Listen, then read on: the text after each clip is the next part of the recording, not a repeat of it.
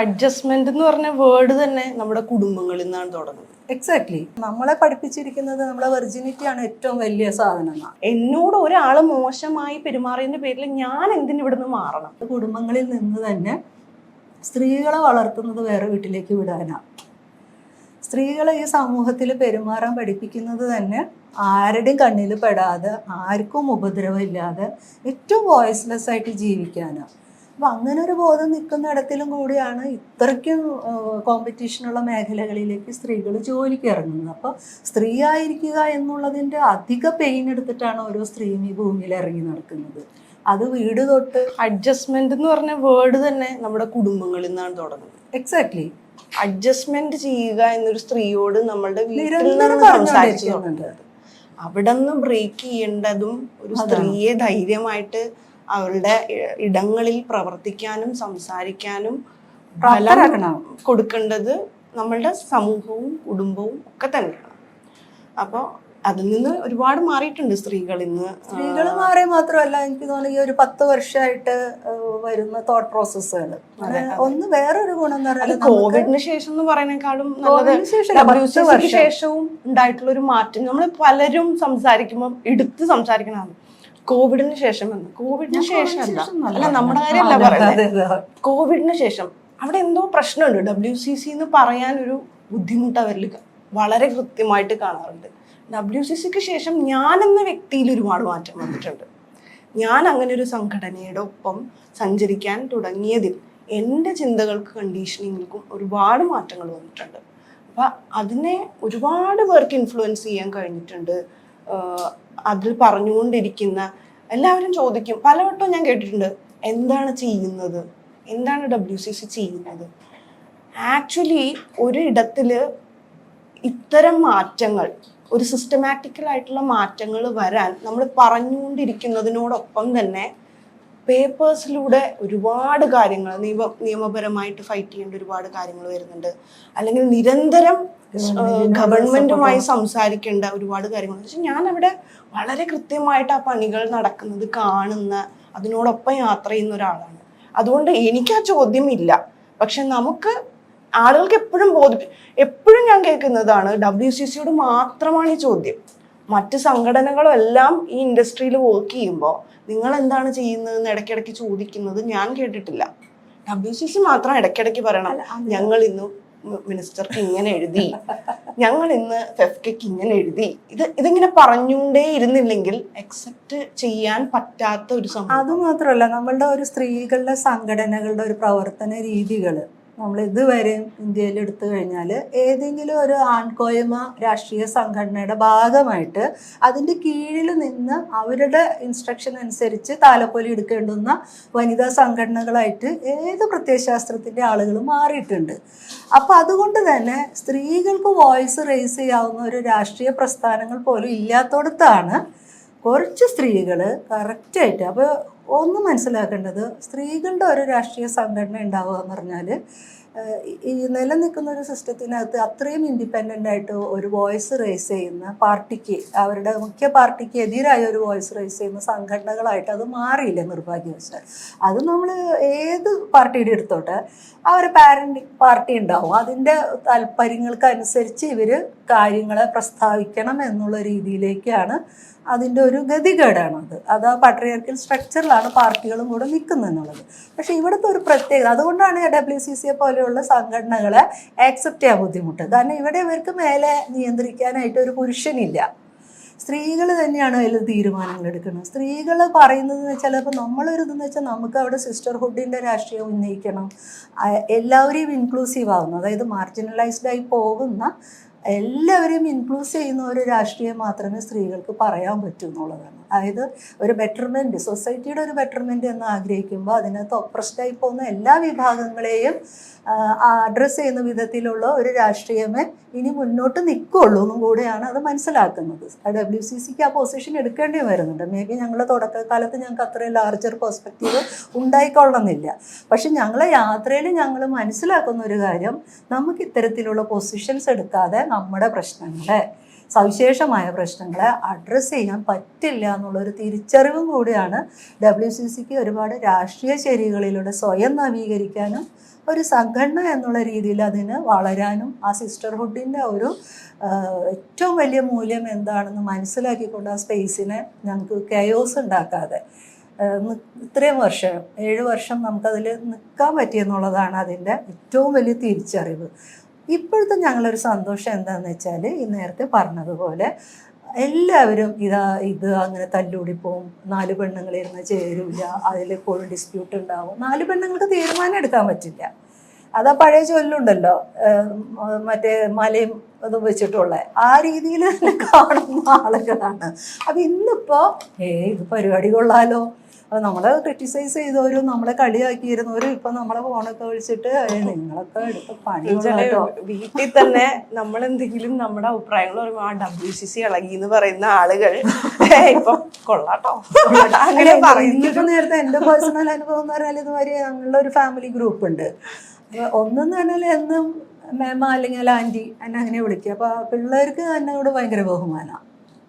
ഇപ്പോഴത്തെ കുട്ടികൾക്ക് അവർക്ക് മേമ ആൻറ്റി എന്നൊക്കെ പറഞ്ഞാൽ അത് എന്തെങ്കിലും കാര്യമുള്ള കാര്യമായിരിക്കും എന്ന് പറയും. പക്ഷെ അതേസമയം എൻ്റെ സിബ്ലിങ്സ് ആയിട്ട് വരുന്നവർ, എൻ്റെ ഏജ് ഗ്രൂപ്പ്, എൻ്റെ കസിൻസ് എന്നൊക്കെ പറയുന്നവർ അവർക്ക് എപ്പോഴും ഒരു ഭയമാണ്. പക്ഷെ അവർക്ക് അവരുടെ ഉള്ളിൽ എൻ്റെ സിസ്റ്റർക്ക് പോലെ ഒരു പേടിയുണ്ട്. അയ്യോ എന്നാലും നീയൊക്കെ പണിയെടുക്കണത് ഇങ്ങനെ ഒരു ഇടത്തിലല്ലേ എന്ന് കേൾക്കുമ്പോൾ നാണക്കേടുന്നു. അപ്പോൾ അവരെ സംബന്ധിച്ച് അവർക്കത് നാണക്കേടിൻ്റെ പ്രശ്നം തന്നെയാണ്. അപ്പം ഞാൻ പറഞ്ഞു, അങ്ങനെയാണെങ്കിൽ നമ്മൾ ഈ സ്ത്രീകൾ ഭൂമിയിൽ ജീവിച്ചിരിക്കുന്നതേ നാണക്കേടായിട്ട് തോന്നണോ? കാരണം ഏതൊരു ഏരിയയിൽ പോയാലും ഞാൻ പറഞ്ഞു, നീ എന്തുകൊണ്ടാണ്, നിനക്ക് ഇത്ര വയസ്സായി എൻ്റെ ചേച്ചിയാണ്, നീ എന്തുകൊണ്ടാണ് ഒരു ദിവസം നമ്മുടെ രാജ്യമല്ലേ, എല്ലാം സേഫ് അല്ലേ, നീ എന്തുകൊണ്ടാണ് നിൻ്റെ ഭർത്താവോ മക്കളോ ആരും കൂടെ ഇല്ലാതെ പുറത്തേക്ക് ഇറങ്ങുന്നതിനെ കുറിച്ച്, സന്ധ്യയ്ക്ക് നീ ഒന്ന് കടപ്പുറം വരെ പോകുന്നതിനെ കുറിച്ച്, കടയിലേക്ക് പോകുന്നത് നീ ചിന്തിക്കാത്ത? അതൊന്നും എനിക്ക് ആലോചിക്കാൻ പറ്റില്ല. അപ്പം ഇതൊക്കെ ആലോചിക്കണം. നിങ്ങളിതുപോലെ ഫ്രജൈലായിട്ടുള്ള മനുഷ്യന്മാർക്കും ഈ ഭൂമിയിൽ ഇറങ്ങി നടക്കണം എന്നുള്ളത് ഞങ്ങൾ ആലോചിക്കുന്നതുകൊണ്ട് ഞങ്ങൾ അത്യാവശ്യം തെറിവിലൊക്കെ കേൾക്കാൻ തയ്യാറാണെന്ന് പറയും. അപ്പം അങ്ങനെയും കൂടെ അവർക്ക് അതിന് ഞാൻ പറഞ്ഞു വെച്ചാൽ ഒരേ സമയം ഇതിൽ ഈ വ്യവസ്ഥയ്ക്കകത്ത് പെട്ടുപോയ സ്ത്രീകളുണ്ട്. അപ്പം അവർക്ക് ഏറ്റവും ഈസി വ്യവസ്ഥയ്ക്കൊപ്പം നിൽക്കുന്നതല്ലേ എന്ന് പറയുന്നത്. അപ്പം അതുകൊണ്ട് നമ്മൾ അങ്ങനെ പറയുന്ന ഒരു സ്ത്രീനെ പ്രതിസ്ഥാനത്ത് നിർത്തരുത്. കാരണം വ്യവസ്ഥ എല്ലാം മാനേജ് ചെയ്തു പോകുന്നത് അതിൻ്റെ ഇരകളെ വെച്ചിട്ടാണ്. പാട്രിയാർക്കി നിലനിൽക്കുന്നത് തന്നെ ബഹുഭൂരിപക്ഷം വരുന്ന സ്ത്രീകൾ അതിൻ്റെ വക്താക്കളായതുകൊണ്ടാണ്, പ്രയോക്താക്കളായതുകൊണ്ടാണ്. അപ്പം അതുകൊണ്ട് നമ്മൾ അവരെ പ്രതിസ്ഥാനത്ത് നിർത്തി ഒരിക്കലും കാണരുതെന്നും കൂടിയാണ് എൻ്റെ ഒരു അഭിപ്രായം. എന്തായാലും ഇതെല്ലാം നല്ല അല്ലേ, റീഷഫിൽ ഇതെല്ലാം വരും.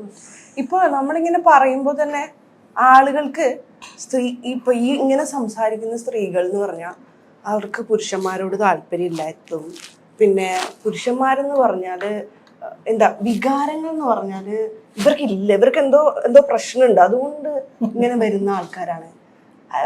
ആക്ച്വലി നമ്മൾക്ക് ഇതെല്ലാം ഉള്ള മനുഷ്യർ തന്നെയാണ്. പക്ഷെ കൺസെന്റ് എന്ന് പറഞ്ഞാൽ എന്താണെന്നുള്ള ബോധ്യം നമ്മൾക്ക് ഉള്ളത് കൊണ്ടും ഈ സമൂഹത്തിൽ പണിയെടുക്കണമെങ്കിൽ അതിന് വേറൊരു തരത്തിലും ഇതാവണ്ട, നമ്മൾക്ക് അതിനുള്ള ക്വാളിഫിക്കേഷൻ ഉണ്ടായാൽ മതി, നമ്മളത് ചെയ്യാൻ തയ്യാറായിട്ടുള്ള ആളുകളായാൽ മാത്രം മതി. വേറൊരു തരത്തിലുള്ള ഒരു ലൈനും അവിടെ പറയണ്ടാന്നുള്ള ബോധ്യം കൊണ്ടാണ് ഈ സ്ത്രീകൾ അത് സംസാരിക്കുന്നത്. മാത്രമല്ല നമ്മളിതുപോലുള്ള ആളുകൾ പറഞ്ഞു വെക്കുന്നത്, നിങ്ങളെ ഒരു ലൈംഗികത എന്ന് പറഞ്ഞ ഒരു ടൂളിനെ ഒരിക്കലും നിങ്ങൾ ഒപ്രസ് ചെയ്യാനോ വയലൻസിൻ്റെയും ടൂളാക്കരുതെന്നോ.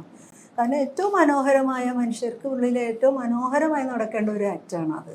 അപ്പം നമ്മൾ ഇങ്ങനെ ഒരു സിസ്റ്റത്തിനകത്ത് നിൽക്കുകയും ഇതിൽ തന്നെ സ്റ്റിക്ക് ഓൺ ചെയ്ത് ജീവിക്കാൻ തയ്യാറാകുമ്പോൾ ഏത് കാലത്തും ലൈംഗികത ഒരു വയലൻസിനുള്ള ടൂളായിട്ടാണ് മാറുന്നത്. മറിച്ച് നമ്മളേതുപോലെയുള്ളവർ പറയുന്നത് ഭയങ്കര ഓർഗാനിക്കായിട്ട് സംഭവിക്കേണ്ട കാര്യങ്ങളാണ്. അതിനകത്ത് നിങ്ങളെ മോറൽ വാല്യൂസും പ്രിൻസിപ്പിൾസും ആണ് അത് വേണോ വേണ്ടേ എന്നുള്ളതൊക്കെ ഡിസൈഡ് ചെയ്യുന്നുണ്ട്. പക്ഷെ ഒരു മനുഷ്യജീവി എന്നുള്ള രീതിയിൽ ലൈംഗികതയ്ക്ക് അതിൻ്റെതായ സ്വാതന്ത്ര്യങ്ങളും കാംക്ഷകളും ആഗ്രഹങ്ങളും ഉണ്ട്. അപ്പോൾ നമുക്ക് മനുഷ്യർക്കുള്ളിൽ ഇമ്പൾസീവ് സെക്സ് ഉണ്ടാവാൻ പാടില്ലേ, മനുഷ്യർക്കുള്ളിൽ ക്രഷ് ഉണ്ടാവാൻ പാടില്ല, ലെസ്റ്റ് ഉണ്ടാവാൻ ഇല്ല, ഇതൊന്നും വേണ്ടെന്നല്ല നമ്മൾ പറയുന്നത്. പക്ഷേ നിങ്ങളുടേതാണ് ഈ പവർ ടൂൾ എന്നും ഇവർക്ക് അത് ഉപയോഗിക്കാനായിട്ട് സർട്ടൺ കണ്ടീഷൻസ് അപ്ലൈഡ് ആയിട്ടുള്ള ആളുകളായതുകൊണ്ട് ഞങ്ങൾ ഇവരെങ്ങനെ എപ്പോഴും ശല്യം ചെയ്ത് അതിനെ നേടിയെടുക്കാൻ ശ്രമിക്കും. കാരണം നമ്മളെ പഠിപ്പിച്ചിരിക്കുന്നത് നമ്മളെ വെർജിനിറ്റിയാണ് ഏറ്റവും വലിയ സാധനം. അത് തകരാതെ നോക്കാനുള്ള അധിക ബാധ്യത സ്ത്രീയിലാണ്. പക്ഷെ പുരുഷൻ ഇത് എങ്ങനെയാണ് ഉപയോഗിക്കാവുന്ന ടൂളാണ്. അപ്പം തന്നെ അവിടെ അത് എങ്ങനെയാണ് പ്രാക്ടീസ് ചെയ്യപ്പെടുക, അത് വയലൻസായി. രണ്ടുപേർക്കും തുല്യമായിട്ട് പങ്കിടാൻ പറ്റാത്ത ഒരു ആക്ട് എന്ന് പറഞ്ഞാൽ അവിടെ വയലൻസിനുള്ള സാധ്യത വന്നു. അപ്പം ഇതും കൂടിയാണ് നമ്മുടെ ഒരു കൾച്ചറൽ സ്ട്രെയിൻ. ഇതും കൂടി അവർക്ക് അറിയാം. അപ്പം ഈ നേരത്തെ ദിവ്യ പറഞ്ഞതുപോലെ ഏറ്റവും പവർ സ്ട്രക്ചറിൽ ഹൈറാർക്കിയിൽ ഇരിക്കുന്ന ഒരാളെ സംബന്ധിച്ച് അവരുടെ എൻഡോഴ്സ് ചെയ്യപ്പെട്ട ഒരു അധികാരമായിട്ടാണ് തോന്നുന്നത്.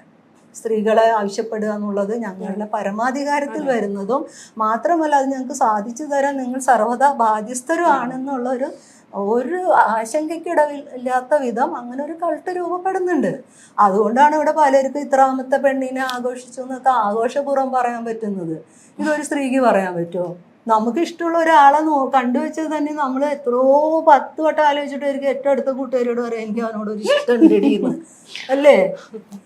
ആണല്ലേ? അത് ഇപ്പോഴത്തെ കുട്ടികളെനിക്ക് അറിയണം. എൻ്റെ തലമുറയിലെ ആളുകൾ അത് വേണ്ടാന്ന് വെക്കും. കാരണം ഇവള് ഒറ്റിയാലോ എന്ന് പേടിച്ചിട്ട് സ്വന്തം കൂട്ടുകാരിയോട് വരെ അത് പറയണ്ടെന്ന് തീരുമാനിക്കുന്നവരാ. ഇപ്പോഴത്തെ കുട്ടികൾ മേബി മാറിയിട്ടുണ്ടാവും, നേരിട്ട് പോയിട്ട് അതൊക്കെ പറയുന്നതാണ്. ഞാൻ എൻ്റെ ഒരു ജനറേഷനിൽ നിന്നിട്ട് കാര്യങ്ങൾ പറയുമ്പോൾ അത്രയ്ക്കും ഒരാൾ ഞാൻ തന്നെ അത് ഉറക്കെ പറയല്ലേ എന്നൊക്കെ പേടിച്ച് ജീവിക്കുന്ന ഒരാളുകളാണ്. അപ്പം ഞാൻ പറഞ്ഞു അതിൽ നിന്നൊക്കെ മാറി മാറി വരുമ്പോൾ അത് കുറേയും കൂടി വൃത്തിയുള്ളൊരു സ്പേസ് ആവണം. ഓർഗാനിക്കായിട്ട് സ്പോണ്ടേനിയസ് ആയിട്ട് ഇത്തരം കാര്യങ്ങളെ നമ്മൾക്ക് മനസ്സിലാക്കണം. നിങ്ങൾ ഓർഗാനിക്കായിട്ടാണ് ഈ ആക്ടിൽ നിൽക്കണമെന്നുണ്ടെങ്കിൽ നിങ്ങൾക്ക് ഇത് വിളിച്ചു പോകാൻ തോന്നില്ല ഒരാളെ നാണം കെടുത്താനായിട്ട്. നിങ്ങളത് ചെറിഷ് ചെയ്യുള്ളൂ ആ മൊമെന്റിനെ. ഇത് നിങ്ങൾ വിളിച്ചു പറയേണ്ടി വരുന്നത് നിങ്ങളെ ബിറ്റർനെസ് ആണ്. അതെങ്കിലും മനസ്സിലാക്കണ്ടേ? നമ്മൾ ഒരാൾക്ക് ഒരു പ്രഷറിലൂടെ ഒരു സംഗതിയിൽ പോകുമ്പോൾ എപ്പോഴെങ്കിലും ഇതിനൊരു സ്പേസ് കിട്ടി അത് വിളിച്ചു പറയും. നേരെ മറിച്ച് അത് അങ്ങോട്ടും ഇങ്ങോട്ടും ഗിവ് ആൻഡ് ടേക്ക് ആയിട്ടുള്ള വളരെ നല്ലൊരു ആക്ട് ആണെങ്കിൽ ആ മനുഷ്യരതൊന്നും നാറ്റിക്കാൻ വേണ്ടി എടുക്കൂല. അപ്പൊ അത്രയെങ്കിലും മനസ്സിലാക്കി വന്ന് ഇത് സംസാരിക്കുന്ന സ്ത്രീകളും ഒട്ടും എളുപ്പമല്ല ഇതെന്നുള്ളത് ഞാൻ നിരന്തരം പറയുന്നൊരു കാര്യമാണ്. എല്ലാവരും വിചാരിക്കും നമ്മൾക്ക് കുറച്ച് സ്പേസ് കിട്ടുന്നു, ക്യാമറ കിട്ടുന്നു, നമ്മൾ പറയുന്നു എന്നുള്ളതാണ്. അത് കഴിഞ്ഞ് അല്ലെങ്കിൽ അതിന് മുന്നേ അവരിത് ഇവിടെ വരെ എത്താനുള്ള അവരുടെ യാത്രയുണ്ട്.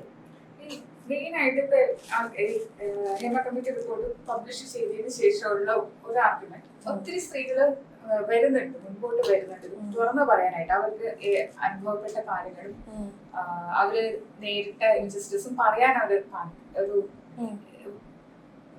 ടിവിയിലായാലും വീഡിയോയിലായാലും പറയാൻ അവർ ധൈര്യം കാണിക്കുന്നുണ്ട്. പക്ഷെ അപ്പൊ അതിന് വരുന്ന ക്രിറ്റിസിസം ഇപ്പോഴെന്തിനാ പറയുന്നത്, വർഷങ്ങൾക്ക് ശേഷം എന്തിനാ പറയുന്നതിന് ഒരു ക്രിറ്റിസിസം വരുന്നുണ്ട്.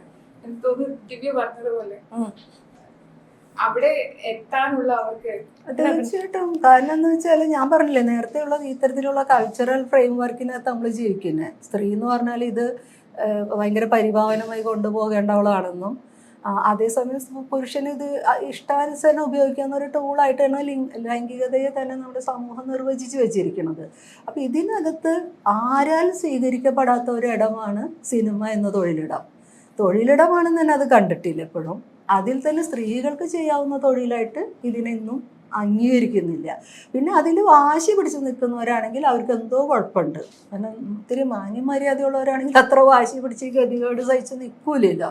കാരണം അങ്ങനെയാണ് ചോദ്യം വരുന്നത്. അപ്പോൾ അതെന്ന് വെച്ചാൽ നമ്മൾ അതിനെ റീഎൻഫോഴ്സ് ചെയ്യേണ്ടത് ഇത് തൊഴിലിടമാണെന്ന്. ഇതിനകത്ത് ഒരു സ്ട്രക്ചേർഡ് ആയിട്ടുള്ള എല്ലാവരും പറയും നിങ്ങൾ എന്തിനാപ്പം കഷ്ടപ്പെട്ട് ഇതിൽ നിൽക്കുന്ന വേറെ പണിക്ക് പോയി കൂടെ എന്നുള്ളതാണ്. ഇത് എല്ലായിടത്തും പല തരത്തിൽ പല ലെവലിൽ നടക്കുന്ന ചൂഷണങ്ങളാണ്.